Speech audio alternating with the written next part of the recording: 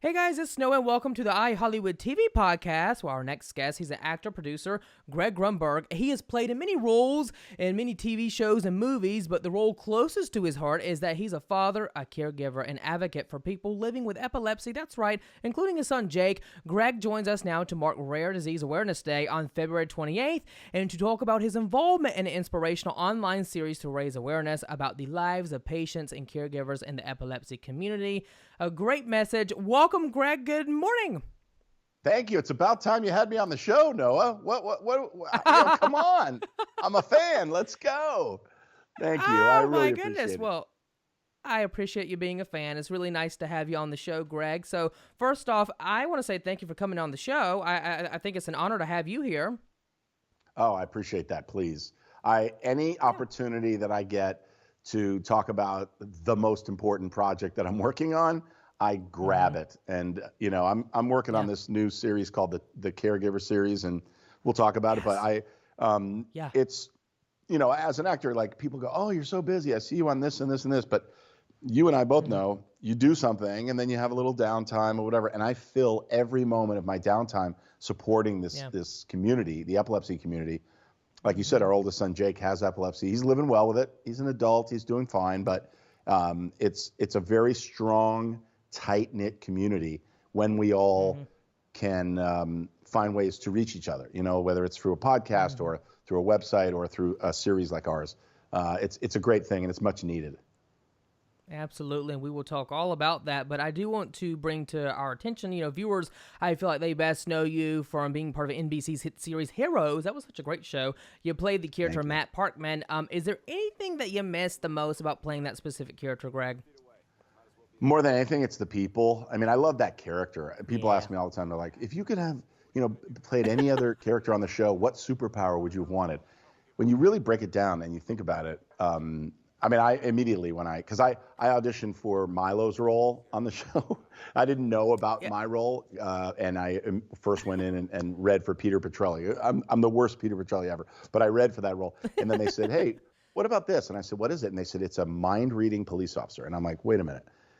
The mind, and getting back, honestly, epilepsy is the same thing. It's so kind of ironic that my son, you know, it's his mind and his brain. But anytime you're in the mind of a character or other characters or whatever, you're dealing with emotions. You're dealing with the ups and downs and inner thoughts and stuff. I thought it was like the most interesting character on the show. Personally, I loved playing that role. It was so great. I got to, you know, we did 88 episodes, and then I got to go back and do another 12 on Heroes Reborn. So I love it. But mainly it's the people that I got to work with, from, you know, Tim and Joe and Jesse, all the creators of the show, and the cast. I mean, just an incredible experience. Now, Greg, how do you think Matt would react to today's law enforcement? As so many officers, I feel like they're making headlines all the time. We always see the bad news. The bad always outweighs the good. But I always say to myself that not all law enforcement are bad, you know? Yeah, it's so funny. Okay, so I'm gonna just take it back to like my personal experience, right, with epilepsy. Yeah. Okay. When Jake first had a seizure, I was like, okay, let's look up stuff online. It's always the scariest things that come up. It's always that stuff that rises to the top, and you're looking for hope. You're looking for, and the majority of it is our world today, man. 99% of the world are good people.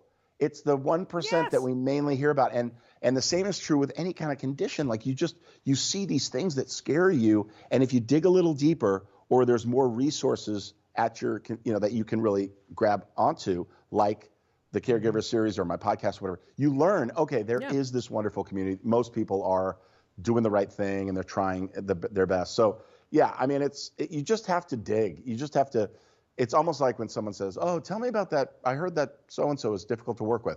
And I was like, well, I have to go by my personal experience. Like, my personal experience is they were wonderful. They were wonderful to me. I saw how they treated other people. They were wonderful. So until I see it with my own eyes, you know, it's tough. Obviously, there's a lot of stuff in what you mentioned that's going on that we all see with our own eyes, and it's bad.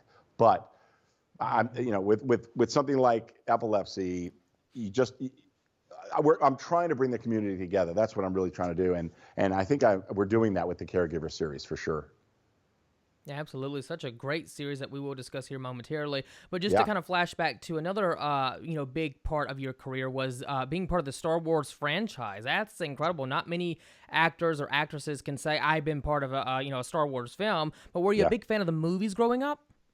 I was huge. I was a big fan of the movies. It was the first movie that I remember going to the movie and then leaving and still talking about the characters, like where they had come from, where they were going. Mm-hmm. I don't remember doing that with anything else. I mean, like Chitty Chitty Bang Bang, Willy Wonka, those are movies that like, they're just, I can't stop thinking about them. I love them so much. If I see it on TV, I have to watch. But when I watched Star Wars, I was like, what is this? And it was so well flushed out.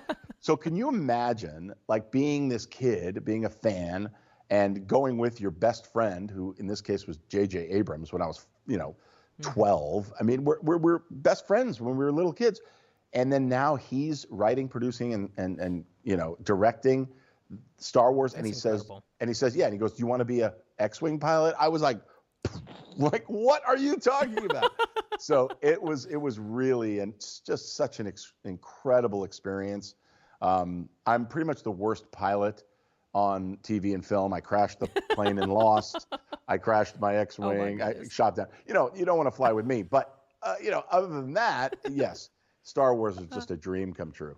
Now, Greg, as we're talking all about the great things that you have going on in your busy schedule, you've been on a couple of game shows on Fox I love to watch, and one to watch this week is Pictionary, hosted by Jerry O'Connell. You got to work with Kel Mitchell, who is an OG on Nickelodeon, but how much fun was it to be part of this game show?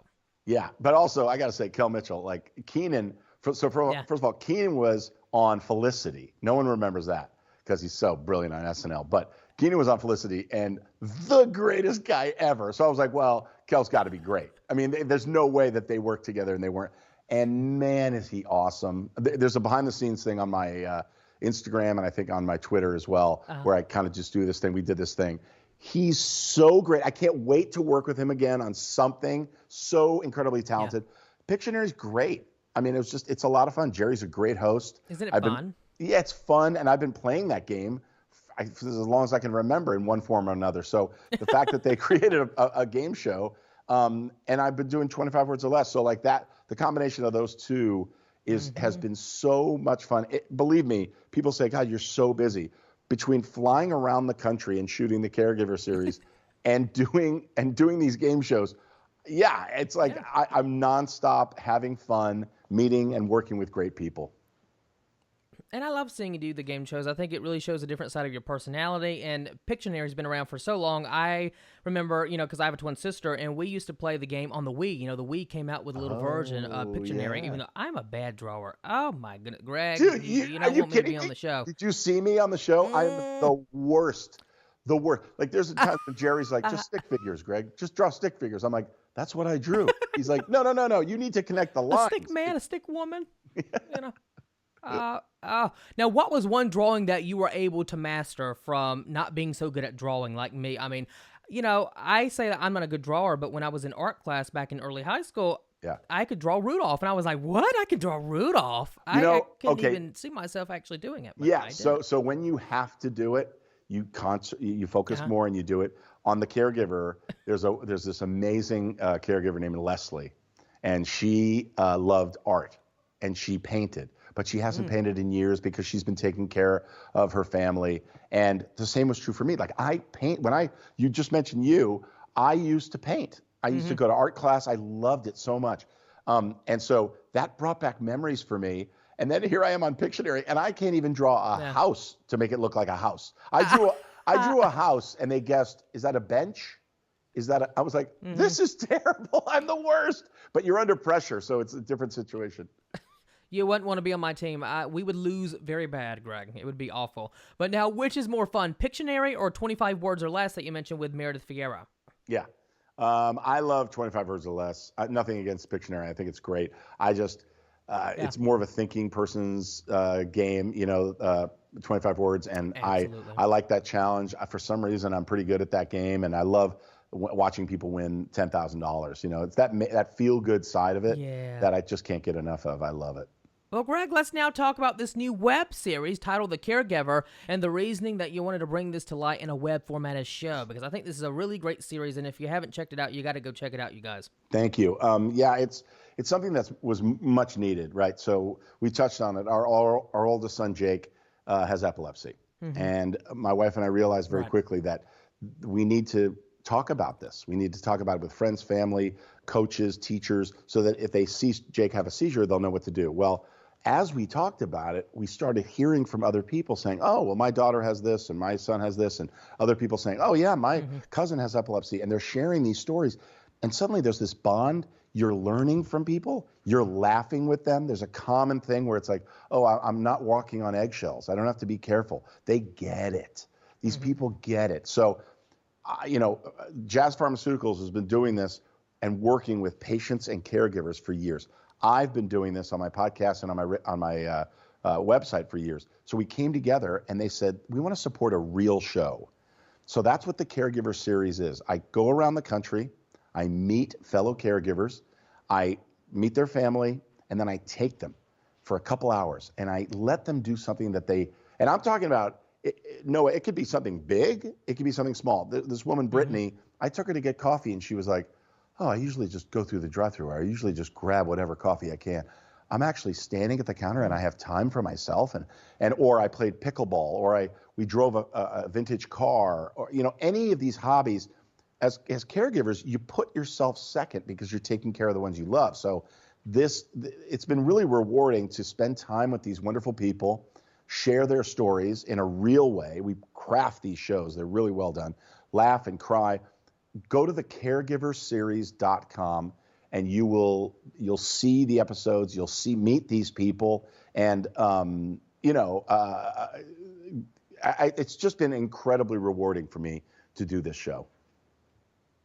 And the show really uplifts you. If you're wanting to find something that's a little motivational, this is the show to definitely check out, you guys. Now, Greg, what are the challenges you and other caregivers of loved ones with, epilepsy, face on a daily basis? Well, I mean, it depends on your situation, but a lot of it is really just spreading yourself too thin, trying to find time for yourself, trying to find time for your relationship, trying to find time for your other sibling, your other children. I mean, I've got 3 boys, right? So when Jake was young, it was like, how do you share this time? And I went back to something that my parents did when I was a kid, and they did this thing called special nights. And I had an older brother. I have an older brother and a younger sister. And my parents, I never understood it back then. They were like, hey, tonight's your night. What do you want to do? And I was like, I want to go miniature golfing or bowling. And it was like the cheapest thing. I would never, kids don't care. They just want to they want to have time with their parents alone, especially when they're in a big family. So, and they want to be a kid and have fun. Exactly. But they want that one-on-one time. And a lot of times we can't do that. Now you add the element of a special needs child and the fact that you're spending a lot of time at the hospital or an overnight stay or doctor's visit or whatever. That's not, to the child that's affected, that's not special time. That's not extra time. That's time they don't want to do. Yes, they're with the father or mother at the hospital, but now you get home and you've spent, I tell this story and it was incredible. Our middle son, Ben, he was like, I don't know, 8 or 9. No, he was like 9. And he said, I wish I had epilepsy. And we were like, whoa. And we dug down on that. And it was because we were spending so much time with Jake. And then it clicked. I was like, wait a minute, I got to spend more time. We have to share that. So we started doing special nights. My parents knew what to do back then. So we would spend time with Sam and Ben separately. And then you got to give Jake good time. And then you and your spouse, your partner, whatever, you got to find time. So it's a balance. That's the biggest challenge I think I've learned, and I've learned from other parents, is how to do it. They could be little moments. Maybe you and your partner, you get up a little earlier and share a cup of coffee before anyone else wakes up. That's so valuable. Or give yourself that time to ride the bike or take that walk or whatever. It's just important. When you're on a plane, they say you put a mask on yourself before you put a mask on those you care about. It's the same thing in life. Like you have to have your mind right, your body right to take care of others. So I'm learning a lot, but that's one thing that comes to mind. That's such a great example. And I think a lot of us, when we see a lot of these public figures in the public eye, and they have families, they think, how do they spend time with their loved ones, and I assume, with you, family's always first. It seems like, family is top priority for you, which I really think is a really great thing. I think that's how you can really balance a relationship too with, your family versus your work career. It's hard as I've been very, very fortunate. The first 3 series that I was on that went, years and years and years, they were all shot in the same city that I live in, right, in LA. I'm working on a show right now that's in another state. And so it's like, oh, now I'm leaving home. And like I said, my son's 26. He's doing great. But it's still, as a caregiver, that's part of your job. It's just to worry. And part of your, you care. You're a caregiver. I can't be here to give the care that I want. I'm in another state. So I pop there, I work, I come back. I'm trying. I've said no to jobs outside of LA, and knock wood, Jake's doing so well that it's fine and everything. But I miss my family. Forget the condition or not. I'm a dad before anything else. I love being with my kids. I love being with my family. It's tough, but you do everything you can do. And by the way, there is no right or wrong way. That's the other thing I've learned from the Caregiver series is, just keep pushing. There's hope. Just keep going forward. Don't look back at the mistake you made or you thought you made yesterday. You're great. You're doing great. Keep going. And go to thecaregiverseries.com, everybody. Go and watch these stories. Please do, guys. And you also have another website, Greg, called talkaboutit.org, a website you started many years ago about epilepsy, but it has a lot of today's big Hollywood stars that have helped out. So tell us about it. Yeah, it's a website that I started with this guy, Ken Lowenberg and Phil Gattone. We are so proud of it. It was mainly just to end the stigma attached to epilepsy, right? The more you know, the more you're not afraid in case you see someone have a seizure. So what I did is everybody I worked with, from way back from Felicity days, I said, I need your help. I need your help. Everybody has said yes. No one has said, no one has said no. And who said no? No one said no. Everyone's been wonderful. And what I'll do is I'll have the famous actor, like Jennifer Garner, like Jen asks a question, and then I cut to a professional, a doctor, a nurse practitioner, answering that question with the right information. But Hugh Laurie will ask a question. Jason Bateman, John Mayer. I mean, whoever it is, it's like Kristen Bell. I mean, we've had everybody I've been so lucky to work with. They all want to help. They all want to support the Star Trek guys. I mean, recently, it's been incredible. And I'm really proud of it because it fools people in a way. They're like, oh, I want to see my favorite celebrity. And they go to this site. Meanwhile, man, we're teaching the world what to do, what not to do if you see someone have a seizure. And I have to say it, the caregiverseries.com is where they're teaching me. I mean, I'm still learning about, the best way to do this or that. And again, I'm not meeting people that are in the exact same situation I am. A lot of times we worry about that. Find somebody that's doing it. No, you're not going to.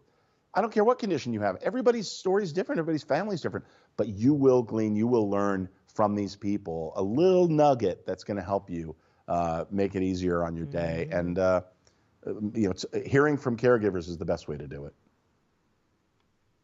Absolutely. Now, Greg, how much does the epilepsy community mean to you, and what's been done to help this cause, and how can we, help out in this topic too? Well, I'll end with this. I mean, I love that question. That's the best question. The epilepsy community could not mean more to me than any other community. They've been there for me. I've met some of my closest friends in the epilepsy community. Like I've said about actors, I don't let anybody go when I meet some great, like Jazz Pharmaceuticals.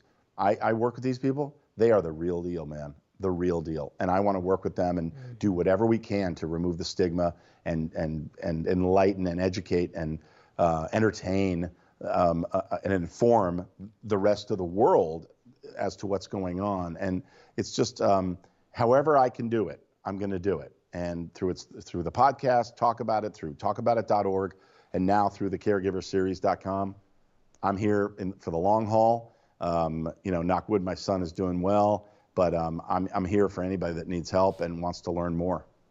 Well, Greg Grunberg, thank you so much for this delightful conversation, and thank you for all that you do in the epilepsy community. We greatly appreciate it. And you guys, you have to go check out this web series if you want to learn more about this specific topic. I can't agree more. It's like I go through these interviews. It's like 2 minutes, 3 minutes, 5 minutes, whatever. To be able to have a real conversation with somebody that really cares, no, you're the greatest. Thanks for having me on.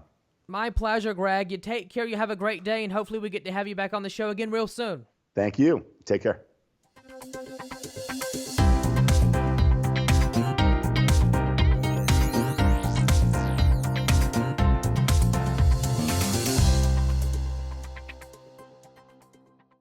Do you owe $10,000 or more to the IRS? Call the tax man. Ooh, call the tax man. Call the tax man.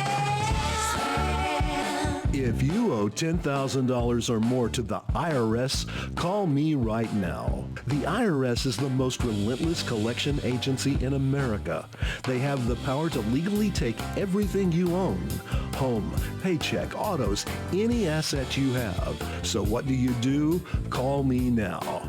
My team of experts can help you keep your money. We have programs that can significantly reduce or eliminate what you owe, even payment plans that now stretch out for months. We can also stop collection calls, wage garnishments, and remove tax liens. So if you owe the IRS a lot of money and you want to keep it, don't wait. Call the tax man right now. Call the tax man.